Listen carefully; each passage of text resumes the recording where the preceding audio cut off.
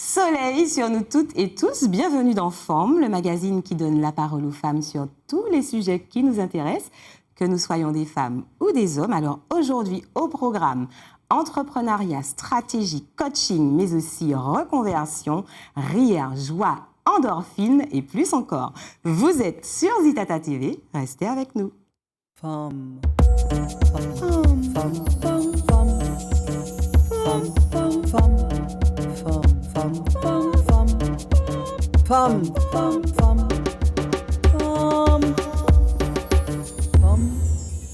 Alors, l'une de mes invitées se dandine déjà et en plus, elles m'ont gratifiée de couleurs fabuleuses, dynamiques, lumineuses.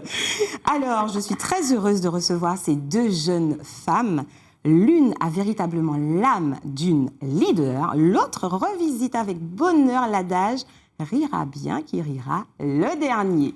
Bonjour Charlène Denis. Bonjour Lauriane. Comment vas-tu? Moi ça va, toujours la pêche. Et toi? Eh bien écoute, ça va, vraiment, je suis heureuse de me retrouver avec vous aujourd'hui. Alors j'aimerais que tu te présentes en quelques mots à celles et ceux qui nous regardent aujourd'hui. Très brièvement, donc je suis Charlène Denis, j'ai 33 ans, martiniquaise et jeune maman d'un petit garçon de 4 ans. Que dire d'autre? On ne va pas rentrer tout de suite dans les détails, mais voilà, j'ai une double casquette. Aujourd'hui, je travaille dans les ressources humaines depuis 9 ans et depuis peu, je suis coach en yoga du rire. En yoga du rire. Et ouais, alors là, tout de suite, tu vois, ça excite ma curiosité parce que le yoga du rire, j'avoue ne pas véritablement savoir de quoi il s'agit, mais justement, nous saurons tout aujourd'hui. Alors, face à Charlène, j'ai une autre invitée. Elle s'appelle Elmina Montlouis-Calixte. Bonjour, Mina pour les intimes. Oui. Et même pour tout le monde, je crois. Pour tout le monde même. Bonjour Lauriane, je suis très très contente d'être là avec vous. Eh bien, écoute, plaisir partagé. Alors, même question que pour Charlène. Est-ce que tu peux te présenter, s'il te plaît? Alors, on a brièvement ou je donne tout? Comme tu veux. Bon, on a quand même du temps. On est là pour vous mettre en valeur et vous faire connaître. Donc, voilà, vas-y. On va commencer doucement. Alors, moi, c'est Elmina, comme tu l'as dit. Je préfère qu'on m'appelle Mina. J'ai 29 ans. Alors, je me définis comme une multipassionnée. Ça veut dire que j'aime faire énormément de choses. Donc, je dis souvent qu'en ce moment, je suis coach, consultante, formatrice en business, mais aussi, comme je suis passionnée de cuisine, je suis consultante et auteure culinaire. Je suis aussi maman de 2 grands-enfants de 10 et 11 ans. Puis voilà, je crois que la vie a plein de dents. Non, mais alors là, déjà, j'ai envie de te dire, mais ça, mais comment tu fais? Mais je fais tout simplement. Voilà, c'est l'audace, c'est l'envie d'embrasser plein de domaines variés. L'envie divers. de vivre, en fait. Et la vie est merveilleuse et j'aime me concentrer sur le positif et sur l'opportunité qu'on a de pouvoir embrasser et devenir qui on est. Donc, c'est ce que je fais au quotidien. Waouh! Je vous ai dit, dynamique, lumineuse, brillante, inspirante. On est bien dans forme. Alors, je reviens à toi, Charlène, le yoga du rire. Alors, est-ce que tu peux nous dire de quoi il s'agit? Parce que je suis certaine que derrière les écrans, là, il y a plein de personnes qui se posent la même question. Et oui, alors, le yoga du rire, c'est très simple. Comme son nom l'indique, yoga du rire. Donc, c'est une variété de yoga qui a été donc également inventée en Inde, mais qui finalement n'a du yoga que les respirations yogiques. C'est-à-dire, on va pratiquer des exercices de respiration en séance de yoga du rire. Donc, c'est une variante de yoga, mais il ne faut pas s'attendre à faire des postures de lotus, des postures de chat tête en bas. Traditionnellement. Voilà, du yoga classique, pas du tout. On s'en éloigne un petit peu. C'est une activité, en fait, que j'appelle intégrative, puisqu'elle prend en charge la santé intégrative sur 3 plans. Le plan corporel, d'accord, le plan spirituel, psychologique, et le plan émotionnel, surtout. D'accord. Donc, en yoga du rire, on va apprendre à respirer, dans une première partie. Et surtout, on va apprendre à rire. Mais c'est curieux de dire on va apprendre à rire. Ouais. Voilà, c'est-à-dire que... Pourquoi? Parce que rire, finalement, n'est pas si spontané que cela? Tout à fait, justement, et c'est ce fameux rire spontané que l'on va cultiver. Alors, pour la petite information, c'est la base, justement, du yoga du rire. Il faut savoir que l'on rit de façon naturelle, spontanée, comme tu viens de dire, et de façon artificielle, les bienfaits du rire sont les mêmes pour le corps. D'accord, donc mon cerveau ne fait pas la différence. Exactement. Aucune différence. Que tu ris de façon forcée, entre guillemets artificielle, artisanale, tu te procures les mêmes bienfaits. D'accord. Alors, au fur et à mesure de la séance, au début, on va forcer un petit peu ce rire, et puis au fur et à mesure, il va entraîner ce fameux rire spontané. Voilà. Et alors, pour terminer rapidement sur cette question, finalement, c'est ça. L'objectif du yoga du rire, tu disais apprendre à rire, c'est surtout prendre conscience des bienfaits du rire. Et du coup, le pratiquer plus souvent à la maison, tous les jours. Oui, donc nous reviendrons sur ces bienfaits. Est-ce que tu as déjà pratiqué ça, Mina? Alors, non, je n'ai pas volontairement, si je puis dire, pratiqué ça, mais je suis quelqu'un qui, dans ma vie, rit tout le temps. Donc, je pense que je fais du yoga du rire tous les jours. Voilà, naturellement. Très naturellement. Et je rejoins ce que Charline a dit. En fait, le cerveau ne fait pas la différence entre ce qu'on fait réellement et ce qu'on fait semblant de faire. Donc, j'y crois. Mais c'est vrai que je fais tellement naturellement, 80% du temps, je ris, et même de façon nerveuse. C'est-à-dire que je vais même, pendant tous mes examens, une fois, on m'a dit, fais attention parce que ça peut paraître comme une insulte, en fait. Et en fait, je ris. Mais je confirme, parce qu'en arrivant sur le plateau, il y a eu des éclats de rire, en backstage tout à l'heure.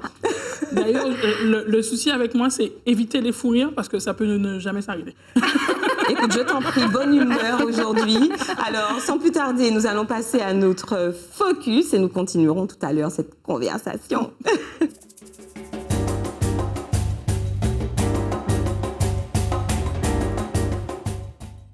Alors, j'ai avec moi 2 femmes, chefs d'entreprise, c'est cela, mesdames.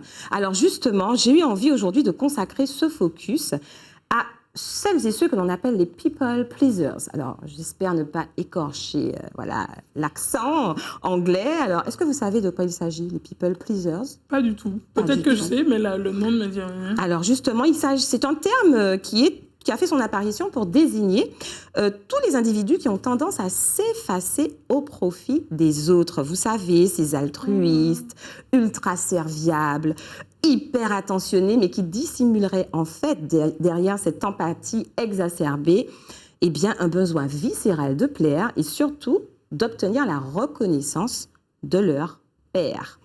Alors, en quoi est-ce un problème, me direz-vous? Parce qu'à court terme, cela peut générer de la frustration.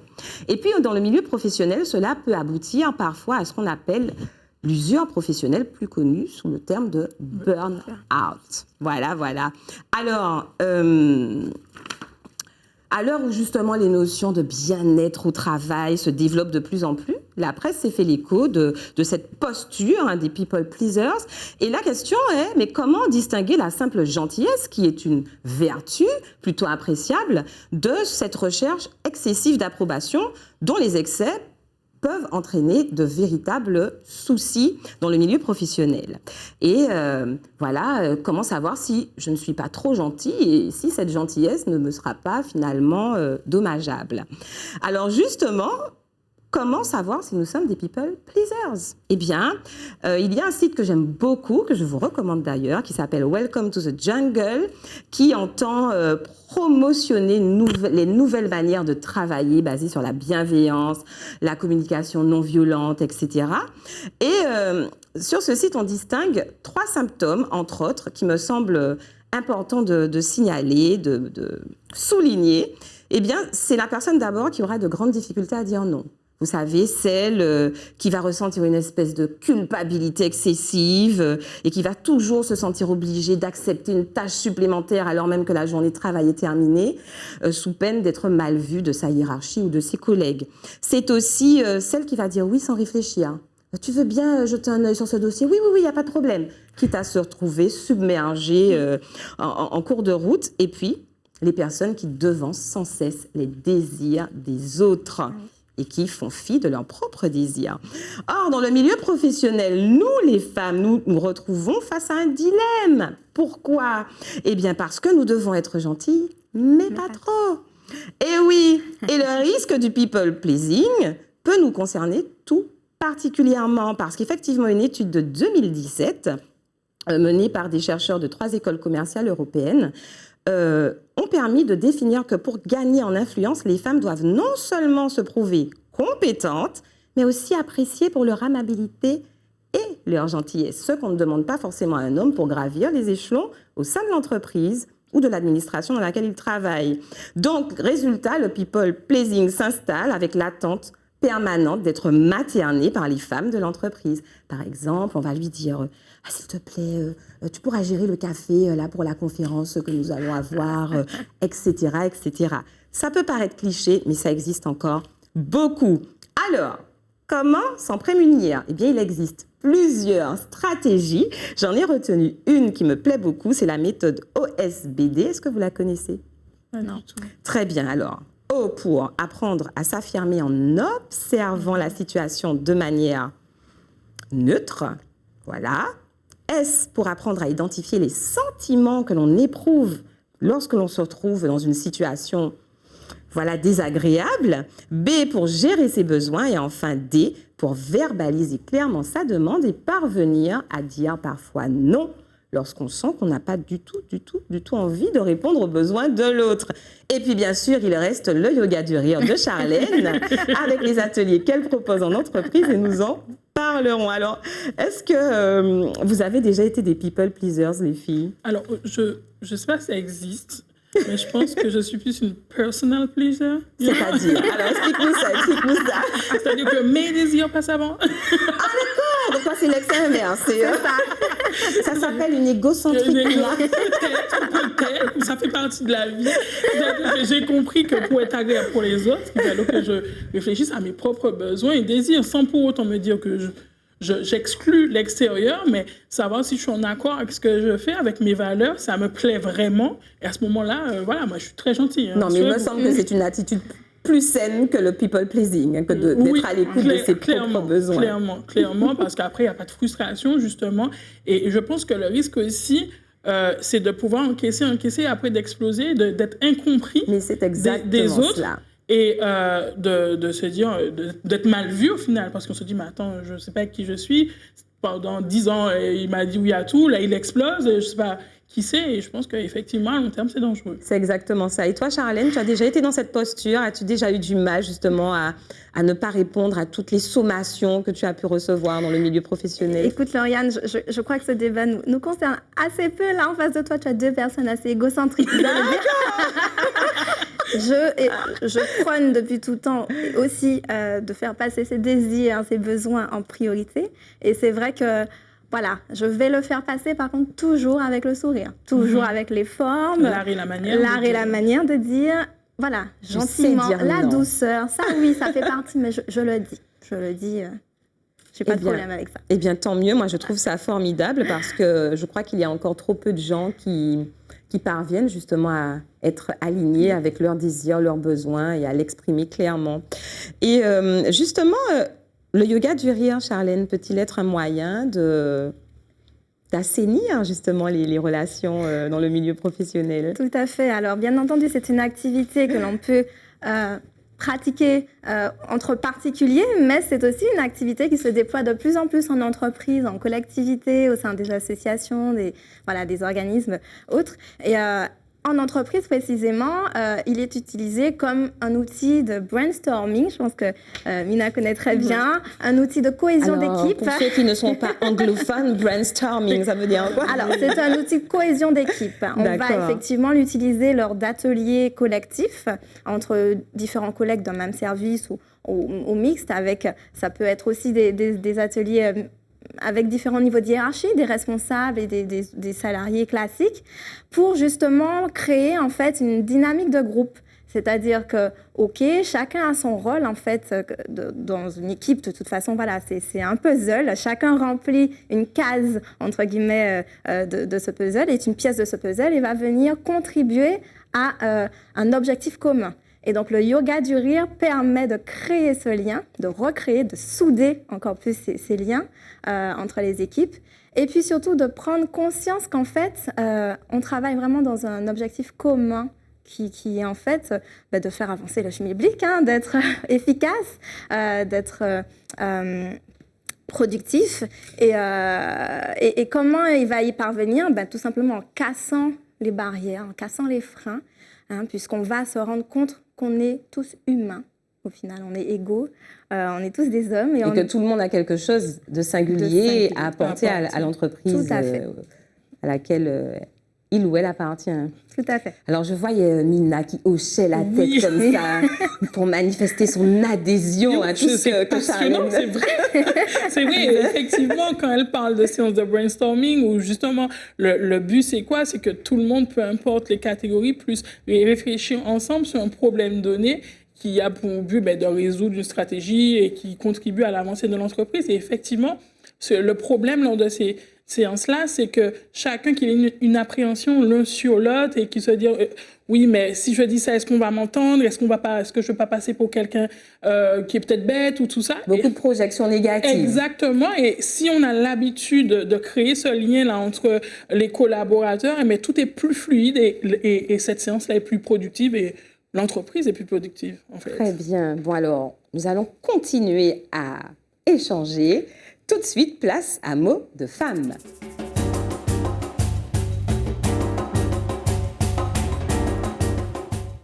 Alors, Mina, tu es la cofondatrice de Business Island Girls Oui. avec Florence Turiaf. Exactement. Que nous allons retrouver sans plus tarder en duplex, parce que Florence n'est pas en Martinique, mais se trouve l'autre bord de l'eau, à Paris, je crois. Hein? Oui, en ce moment, oui. Alors, Florence, comment vas-tu? Salut tout le monde, merci beaucoup de me recevoir. Ça va très bien, je suis heureuse d'être là, même à distance. Eh bien, écoute, nous sommes très heureuses d'avoir pu réaliser ce duplex avec toi. Je sais qu'il est déjà un petit peu tard du côté de Paris. Alors, sans plus tarder, Florence, est-ce que tu pourrais te présenter à celles et ceux qui nous regardent? Absolument, donc je suis Florence Turiaf, à Business Island Girls, on m'appelle plutôt Flo. Donc tout comme Elmina, je suis coach business, consultante et formatrice, plus particulièrement spécialisée en marketing et marketing digital, en branding, donc l'image de marque des entreprises et aussi en monétisation. J'aime développer des stratégies qui permettent aux entreprises de pouvoir monétiser, de pouvoir faire rentrer de l'argent. Et donc, je suis une ancienne sportive, basketteuse. C'est ça, je me disais bien. J'ai vécu pendant 10 ans. Oui, tout à fait. Mon nom a tendance à me trahir. C'est ça. Je me suis dit, Turiaf, oui. Ta réputation t'a précédée. C'est ça. Et donc, du coup, je suis aussi une globetrotter voyageuse. Donc, c'est aussi pour ça que je ne suis pas en Martinique en ce moment. J'ai voyagé pendant 10 ans. J'ai vécu aux États-Unis, j'ai vécu au Sénégal, j'ai fait un tour du monde dans différentes îles, dont la Réunion, la Nouvelle-Calédonie, Mayotte et la Polynésie en solo. Wow. Et puis, je suis une passionnée de marketing, de tourisme. Et donc, voilà, moi, j'aime aller à la rencontre des gens et j'aime pouvoir sentir que je fais une différence à travers mes différentes initiatives. Waouh, mon Dieu, non mais là, vous m'avez donné le tournis, là. Mais elle a rien dit. Entre Flo et Mina, mais vous êtes des Shiva. Mon Dieu, là, je vois les bras là qui se déploient là derrière. Je peux faire aussi, hein. Mais faisons. Charlène aussi. Alors, comment vous vous êtes rencontrés et d'où vous est venue cette idée de créer Business Island Girl, Flo? Je te laisse la parole. On laisse souvent, on aime raconter notre histoire d'amour, parce que c'est vraiment un coup de foot business où on s'est rencontrés en ligne lors d'un sommet virtuel où j'étais intervenante, Elmina était participante.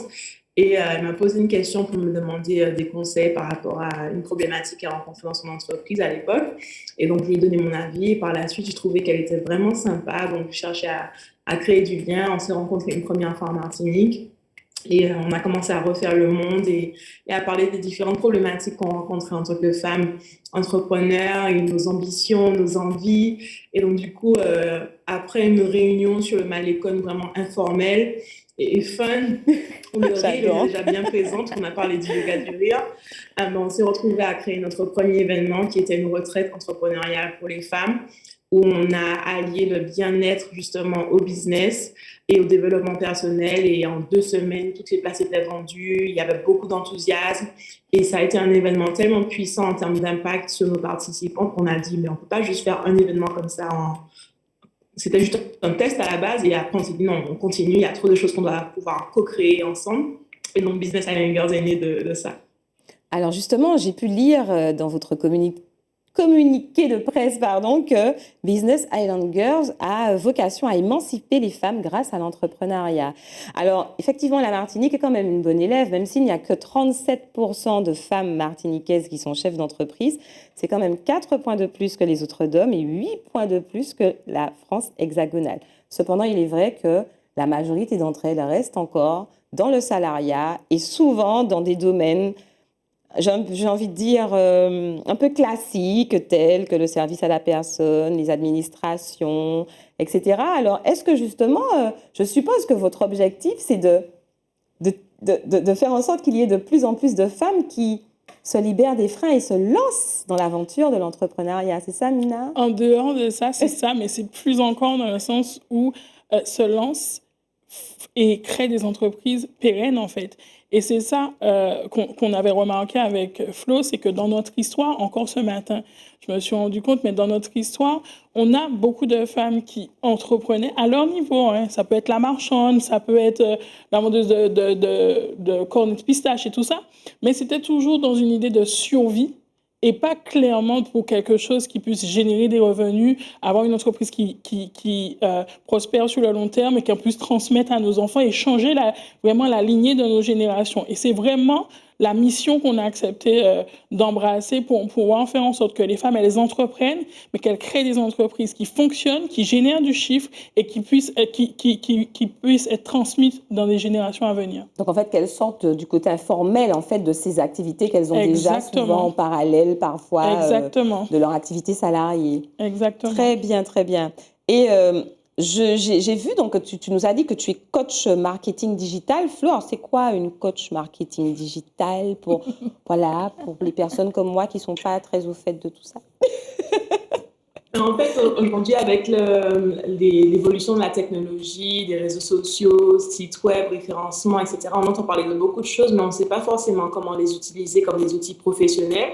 Et donc là, ma mission au sein de Business Island Girls, c'est vraiment de pouvoir démocratiser ce savoir au niveau des technologies et d'expliquer à nos clientes comment elles peuvent utiliser des outils qu'on perçoit comme étant des outils fun, de divertissement comme Instagram, etc., en véritables outils de business, c'est-à-dire que à l'époque où on était dans un schéma plus classique, quelqu'un va venir devant ta boutique, rentrer, regarder ta vitrine, rentrer, être convaincu par un vendeur qui va te vendre le vêtement peut-être, mais aujourd'hui on a des outils digitaux qui nous permettent de créer ce parcours client et de convertir quelqu'un qui ne te connaissait pas en prospect, puis en client et en client fidèle qui va dépenser beaucoup d'argent dans ton entreprise. Donc, c'est vraiment essayer de démocratiser ce savoir-là, de le simplifier au maximum. Et c'est une de nos forces à Business Island Girls, c'est que quelque chose qui te paraît hyper compliqué à la fin d'une formation, tu te dis « Ah, mais c'était ça, j'ai compris, ok ?»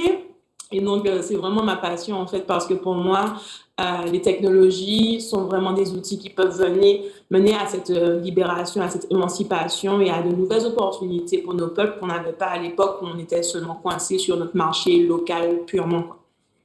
Mais écoute, Flo, tu en parles avec tellement de passion qu'on a clairement envie d'en découvrir davantage sur Business Island Girls. Et c'est ce que nous ferons. En tout cas, je te remercie d'avoir repoussé l'heure du coucher pour rester avec nous. Et je te dis à très bientôt. À bientôt, Lauriane. Merci beaucoup. Merci à toi. Alors, Charlène, je reviens à toi. Charlène, qui, au départ, n'était pas, ne travaillait pas dans ce domaine. Tu avais une activité beaucoup plus classique. Et j'ai cru comprendre que c'est une reconversion qui t'a amenée au yoga du rire. Tout à fait. Alors, c'est effectivement, donc l'année dernière, hein, suite à un licenciement pour motif économique, merci la crise Covid, comme quoi. Comme quoi. Mais voilà, il faut le transformer en positif. Moi, j'ai toujours eu au fond de moi, voilà, cette capacité finalement, je la tiens de mes gènes, je le dis comme ça, parce que je suis quelqu'un de très optimiste de base, sagittaire, hein. Optimiste. C'est une force. C'était une force, et voilà, j'ai voulu transformer du coup cet épisode de ma vie où je me suis retrouvée finalement du jour au lendemain sans emploi, sans perspective, je dirais, professionnelle d'avenir, voilà. Et donc voilà, je me suis posée, j'ai fait un petit break, et je me suis dit, Charlène, ça fait 9 ans que tu travailles dans les ressources humaines. qu'est-ce qui aujourd'hui fait sens pour toi? Qu'est-ce que tu as envie de réaliser, de proposer aux autres? Et qu'est-ce qui fait écho vraiment chez toi? Qu'est-ce qui te fait vibrer? Et aujourd'hui, j'ai eu les réponses assez naturellement. Moi, ce que j'aime, c'est rire, c'est vivre, c'est me sentir heureuse et pleine finalement de bonheur et out les inquiétudes du travail ou autre, les soucis financiers du quotidien. J'ai envie de développer ça et de le cultiver d'abord chez moi. Tous les êtres humains sont égoïstes, il faut le dire au départ. C'était un besoin pour moi et que vu que je me suis sentie épanouie, ça m'a beaucoup apporté, j'ai eu la volonté de l'apporter aux autres, tout simplement. Donc, je me suis formée au yoga du rire l'année dernière. Alors, justement, où es-tu allée te former? Alors, j'ai eu une formation en ligne. Alors, vraiment, la crise Covid a tout révolutionné. Ah oui, Mina et Flo se sont rencontrés en ligne. Toi, tu te formes en ligne. Pendant la crise Covid. Pendant la crise Covid, non mais comme quoi. Ah oui, non, mais les outils digitaux collaboratifs vraiment sont merveilleux. Alors, pour la petite anecdote quand même, le yoga du rire, ça fait 8 ans que j'en ai fait sa connaissance. À l'époque en métropole. Donc, j'y avais assisté à un atelier de yoga du rire tout simplement en tant que rieuse, élève. Et donc, j'avais toujours gardé ça dans un petit coin de ma tête. Et là, il se trouve que cette période de ma vie, donc l'année dernière, c'est récent, m'a permis finalement de renouer avec cette activité que j'avais trouvée formidable. Et je me suis formée en ligne tous les jours à 4h du matin. Mon fils m'entendait rire. Ça y est, maman, il fait. Il se levait, il avait peur en pleine nuit. Il me disait, non, tout va bien, chérie.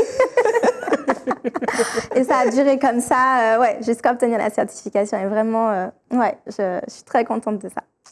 Eh bien, écoute, moi aussi, et ça donne envie de s'inscrire à tes ateliers, Charlène. Et alors, je reviens à toi, Mina. Effectivement, vous avez vocation à accompagner les femmes vers l'entrepreneuriat. Et justement, au mois de juin, début juin, vous avez proposé, alors je me pose, un sommet 100% digital business think big. C'est ça.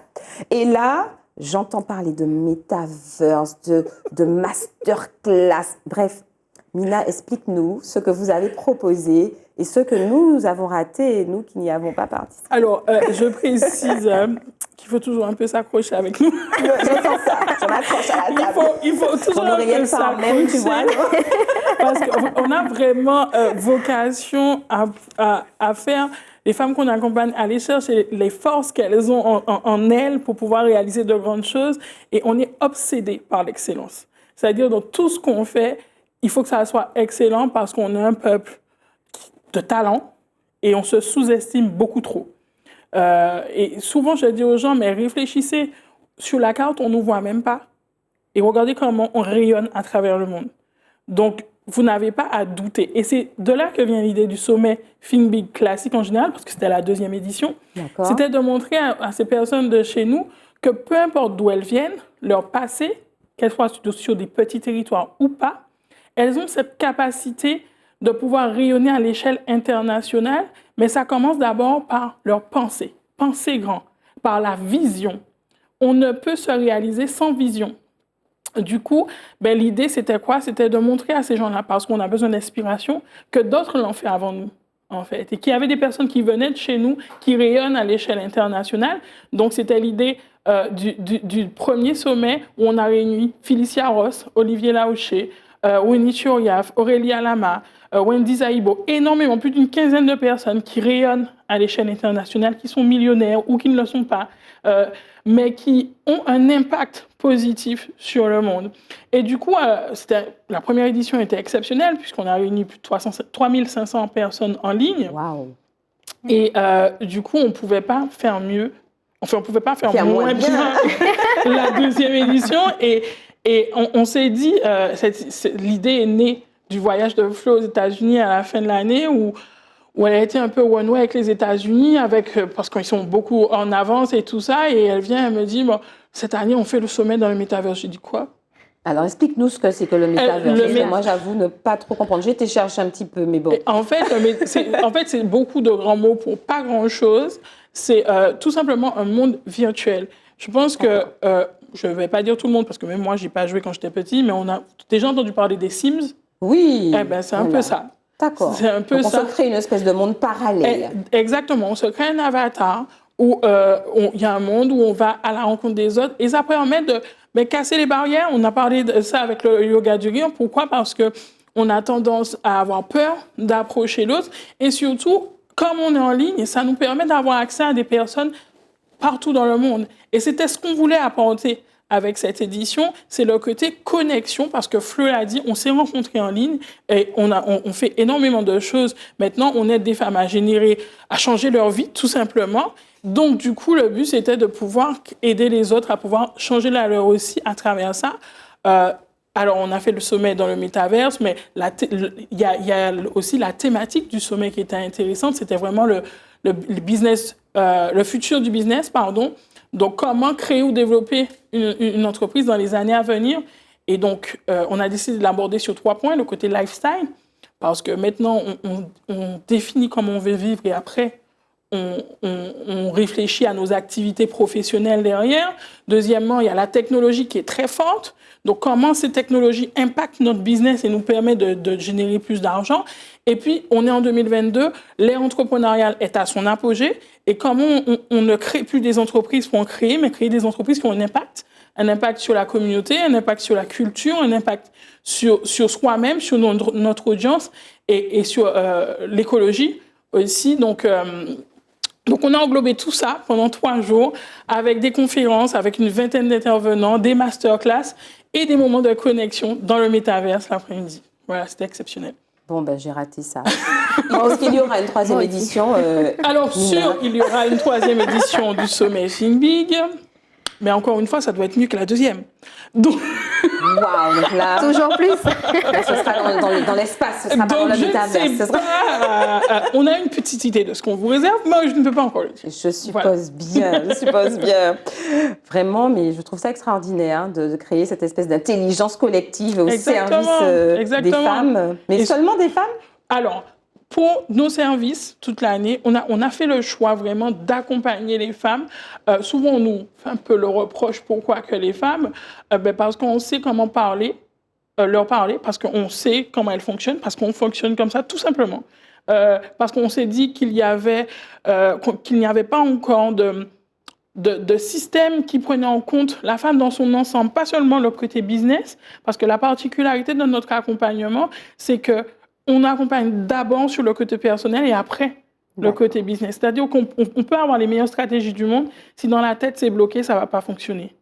Et il faut que ça commence là. Il faut qu'on descende les barrières, qu'on aide ces femmes à aller chercher, à aller un peu se réparer par moment et pour pouvoir mettre en place des business qui fonctionnent, parce que si elle n'est pas bien, le business ne va pas tenir sur le long terme. Et tout ça, en fait, on le maîtrise mieux parce que nous, on le vit ou on l'a vécu. Tout simplement. Après, effectivement, toute l'année, on a des clients hommes et c'est OK. Dans notre académie, on en a. Mais par contre, nos événements sont ouverts aux femmes et aux hommes. Parce que c'est des événements où on est là pour s'inspirer. Cette année, on a reçu Moana Lu, qui est à la tête, exactement, à la tête du magazine Essence aux États-Unis, le plus grand magazine réservé à la femme noire.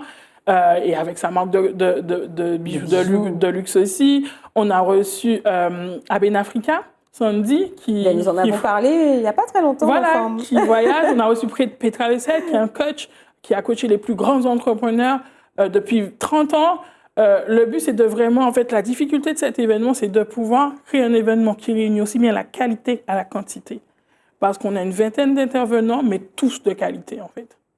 Bon, écoute, moi, j'attends la 3e édition avec impatience. Charlène, toi aussi, j'imagine. Ah oui, je suis là. Alors, est-ce que c'est le genre d'accompagnement dont tu aimerais profiter en tant que chef d'entreprise, jeune chef d'entreprise? Tout à fait, Amina, en off. Hein. on échangera tout ça. Non, mais clairement, c'est important. Voilà, je pense que une posture de coach, hein, j'ai moi-même cette posture, je ne peux pas me permettre de dire le contraire. Chacun a sa spécialité, chacun a sa couleur. Il faut aujourd'hui se faire accompagner quand on lance un business et quand on démarre une activité, quelle qu'elle soit, mais à partir du moment où voilà, on identifie une faiblesse, je vais l'appeler comme ça, un besoin plutôt, ou un manquement, voilà. le coach, il a une spécialité, et voilà, l'idée c'est de pouvoir justement se faire accompagner, se faire aider sur ces sujets-là et pouvoir évoluer par la suite. On a vraiment l'impression que nous sommes allés des coachs, coach sportif, coach... Ça nous dessert par moments. Oui, parce qu'en les fait, vrais coachs. C'est ça que j'allais dire, c'est-à-dire comment faire la différence entre une personne qui a une réelle expertise dans son domaine et celle qui va simplement se déclarer coach parce qu'elle aura fait une micro-formation. Alors moi, il y a pas mal de petits trucs que je peux conseiller parce qu'effectivement, maintenant, avec une formation en ligne, on a une certification de coach et moi, je n'ai aucune certification de coach, mais pour autant, je coach depuis que j'ai 17 ans. Et en fait, c'est quelque chose qui... Depuis que tu as 17 ans? Oui, depuis que je me suis rendu compte de ça. Tu vois, ça me monte au cerveau, là. J'ai commencé par... C'est une extraterrestre. J'ai commencé par mes amis. Mais qu'est-ce que tu leur disais? Mes amis. J'ai coaché ma meilleure amie. À tout niveau. C'était au niveau de leur vie. Amoureux? Non, de leur vie, de confiance en soi. Ça a commencé par quelqu'un qui était mal à l'aise par rapport à son poids parce qu'elle se sentait un petit peu trop mince.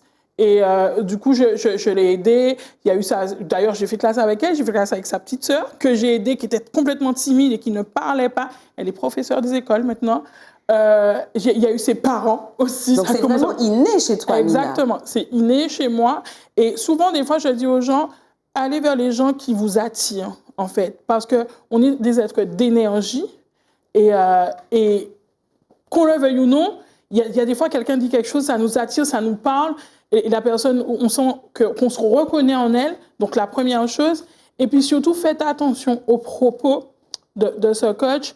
Parce qu'à partir du moment où il y a des petits trucs négatifs en mode la personne, elle j'ai envie de dire, elle dénigre un peu quelque chose, elle est un petit peu véhémente, faire attention, c'est pas quelque chose de très sain.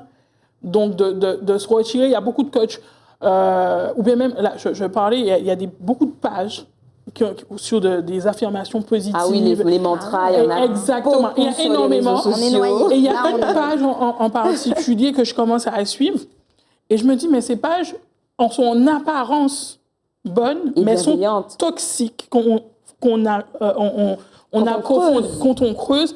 Il y a certaines citations qui carrément montent les femmes contre les hommes, sans s'en rendre compte, en fait.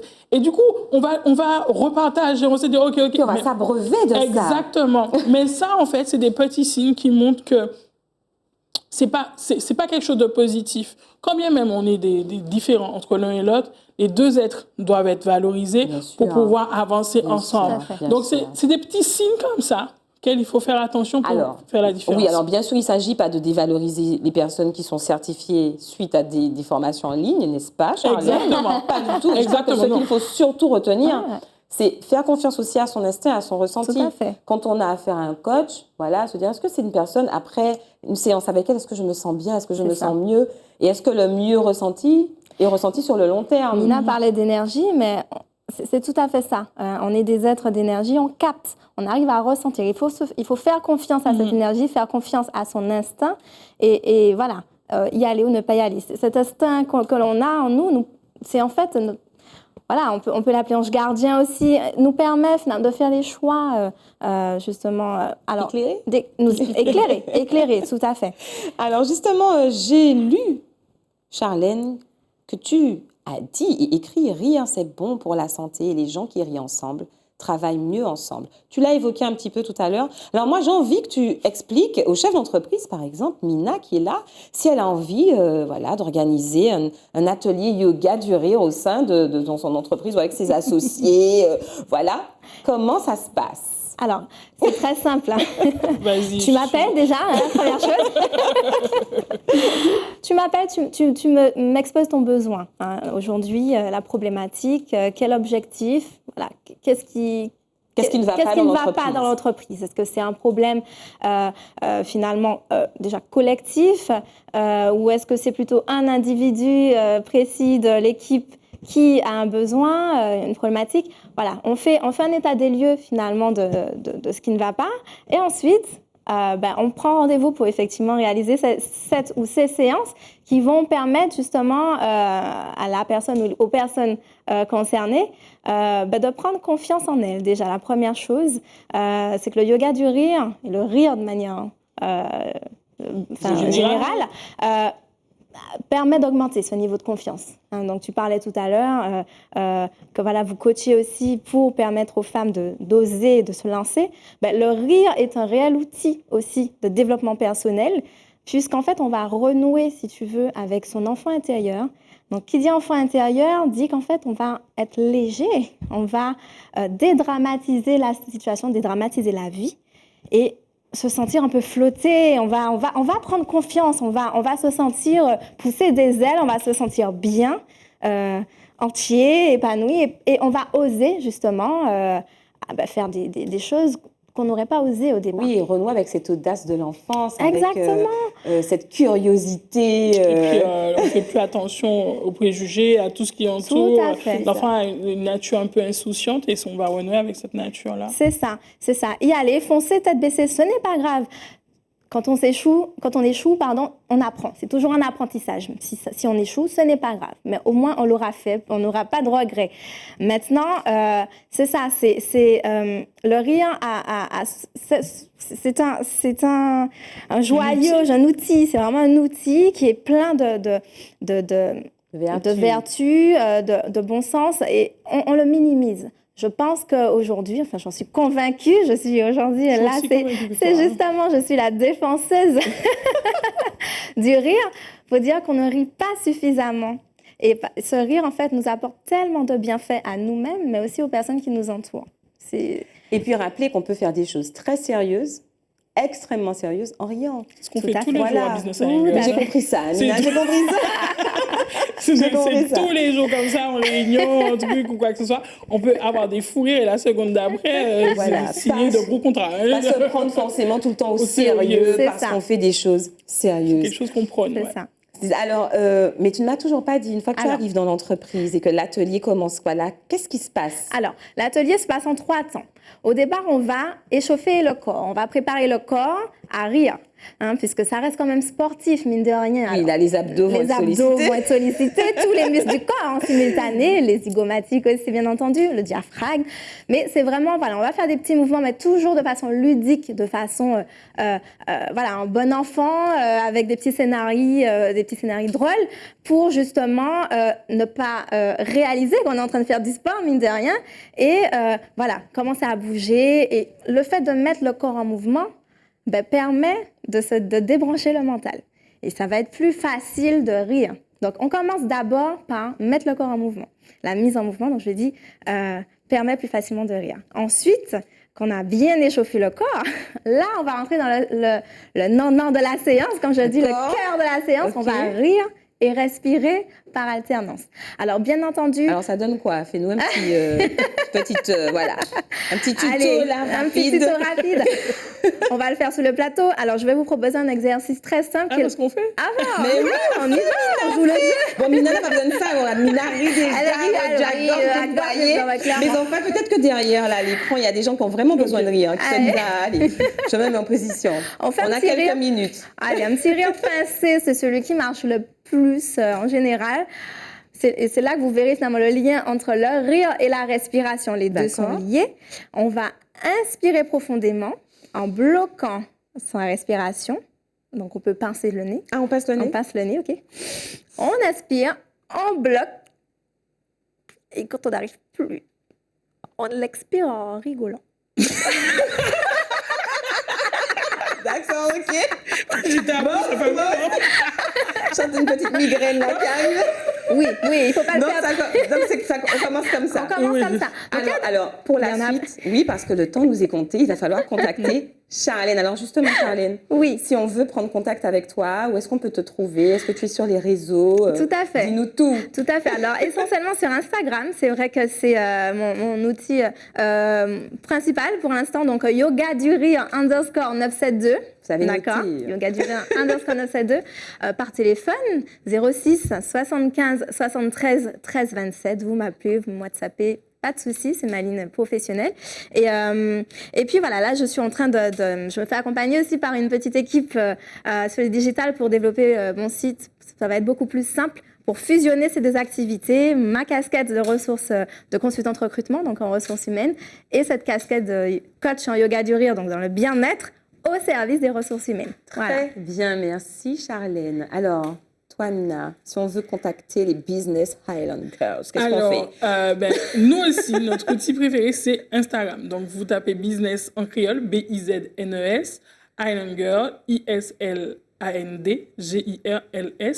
Et vous allez voir une plage bien colorée. Ah oui, je confirme. Des Rose, fleurs, des jeunes, des filles qui sourient à tout va. Et là, vous êtes au bon endroit. Ou vous allez sur businesshighlandgirls.com, on a une page contact et vous envoyez un message et notre équipe traite directement. Sur Instagram, vous pouvez venir nous parler. On répond assez rapidement. Voilà. Très bien. Alors, mon Dieu, mais le temps file, c'est pas possible. Nous arrivons déjà à l'une des questions traditionnelles de cette émission, les filles. Quel est l'homme qui vous a le plus influencé, Charlène? Oui, parce que nous sommes d'enfants, mais il faut aussi parler des hommes. Bon, alors, moi, je ne vais pas aller chercher très, très loin. Il y en a deux des hommes principaux de ma vie. Mon père. Ouais, je suis un petit peu sentimentale. Mais un petit oui, peu on sent Calimero. ça, les joues rougis, là, tout de suite. Là, c'est mon enfant intérieur qui est en train de... Oui, laisse-le s'exprimer, Charlène. Je le laisse s'extérioriser. Et mon fils qui est réellement ma source d'inspiration depuis 4 ans. Et d'ailleurs, je lui ai dédié finalement cette activité de yoga du rire, parce que c'est mon rayon de soleil à la maison. L'enfant, le matin, il se réveille, il rit sans aucune raison. Et c'est vraiment une source pour moi d'inspiration, parce que je me dis, mais pourquoi tu ris en fait? Il n'y a pas de raison. Tu ris pour rire. Tu ris pour rire. Vraiment. Et du coup, depuis, je développe ça aussi, cette capacité de rire pour rire. Je suis fatiguée, c'est pas grave, je vais rire. Je suis un petit peu triste ce matin. Allez, on va commencer par juste sourire. Et puis, au fur et à mesure, on va sortir les dents, on va rire. Et tout de suite, ça met le corps dans des meilleures dispositions pour affronter la journée. Tu prêches une convaincue. Alors, et toi, Amina? Alors, je ne vais pas innover. Je vais dire mon père aussi. Parce que j'ai eu une enfance très compliquée où on n'a pas grandi ensemble. Je n'ai pas grandi avec lui. Je le voyais en moyenne 1 fois par mois. Mais c'est 1 fois par mois, ça pouvait être 20 minutes où il me bourrait le crâne de plein de trucs qui ont fait que je suis la femme que je suis aujourd'hui, où on me disait « Mina, il faut que tu fasses ça, il faut que tu fasses ça, il faut pas que tu fasses ça », et quoi que ce soit, parce que j'ai grandi essentiellement avec ma maman, où on avait beaucoup de manques, on était beaucoup de maltraitance, et c'était très, très compliqué.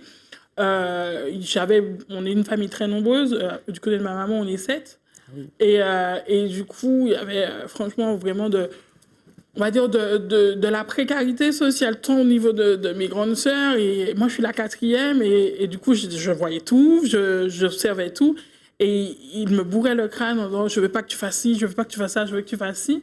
Et souvent, pour pas mal de choix, en fait, j'ai eu cette personne-là dans ma tête, cette petite voix qui fait que je devais absolument faire comme ça. Et l'autre chose qui m'a beaucoup inspirée, c'est pas un homme, mais c'est l'école.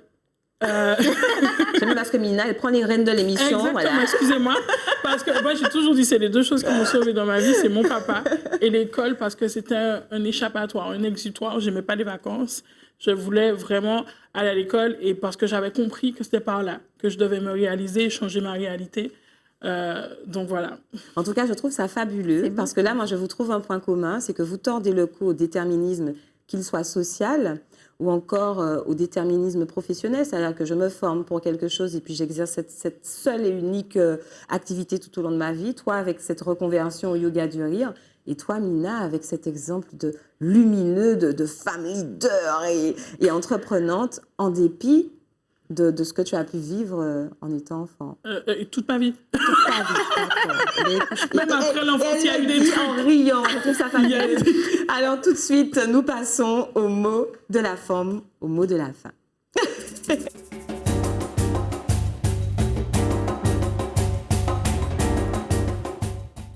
Ah, alors à chaque fois, c'est la même chose. J'ai envie de garder mes invités. Mais nous aussi, on a envie de rester. Quel moment le temps est passé, on peut arrêter. C'est ça, on peut faire autre chose. Alors, j'aimerais savoir si vous avez un message à faire passer à celles et ceux qui nous regardent. Et quel serait ce message? Je commence par toi, Charlène. Message positif, bien entendu. En tant que coach, et qui plus est en yoga du rire, c'est, voilà, il faut vous écouter, prenez le temps pour vous. Si vous avez besoin de repos, si vous avez besoin de faire un break, vous avez besoin de quitter un petit peu les soucis du quotidien, les tâches du quotidien, prenez ce temps pour vous, c'est important, et venez en séance de yoga du rire par là même. Ça vous aidera justement à repartir sur une nouvelle énergie, sur un dynamisme et une efficacité, je dirais, différente.